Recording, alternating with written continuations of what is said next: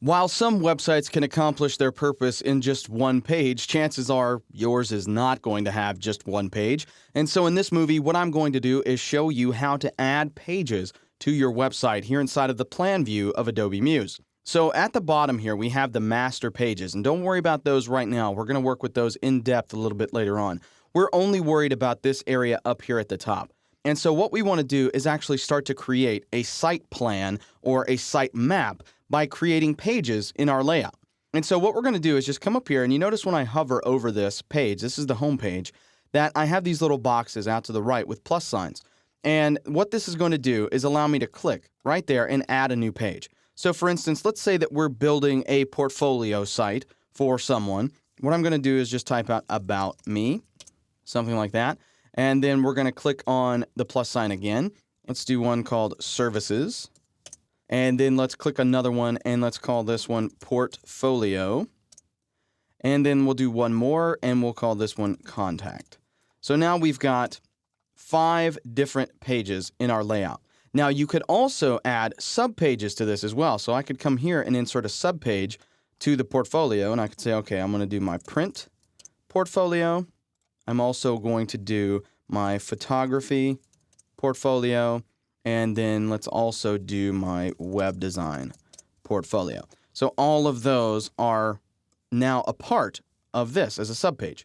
If you want to make changes to these at any time, it's very easy to do that as well. All you have to do is double click on the name, and you could change this to something. Let's change this print to logo/identity or something like that. Hit enter or return, and that change is reflected right there. If you want, you can press Command or Control Z on your keyboard, and that will undo any changes that you have made.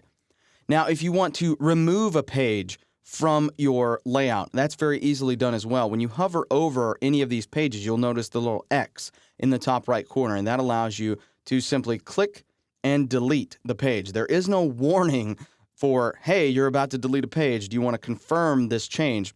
That does not exist. So be careful when you do that. So here, if I wanted to remove these, I just click these little X's and everything is removed. So here is just my new simplified site plan, which looks very simple. Home, about me, portfolio, and contact. Now, in addition to this, you can also rearrange the order of the pages in your layout. So for instance, if I thought that the portfolio section needed to be ahead of the about me section, notice as I click and drag the page around, these little blue highlights appear. If I were to drop it in between these two, where the blue box is showing right now, that moves portfolio in between about me and home. I could also move this down underneath about me. See that little blue thing that appears right there? Release that, it becomes a subpage of that. And I can continue moving these around as many times as I want. And this totally just alters the layout and look and feel of the overall site map. Doesn't change the appearance of the individual pages whatsoever.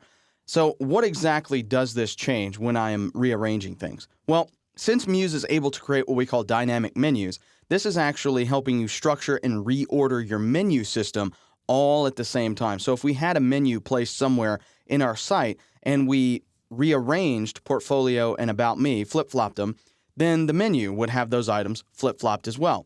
If we added subpages to this, it would add a drop-down to the menu as well. So everything you do in here is actually tied in to specific widgets and things like that that occur throughout the website that you're going to be using. So just be very careful when you're planning out your website. Make sure you have all of the items that you need. Make sure the order is correct, because that is going to ultimately determine what those widgets, like menus, for instance, look like when you get to the finished product.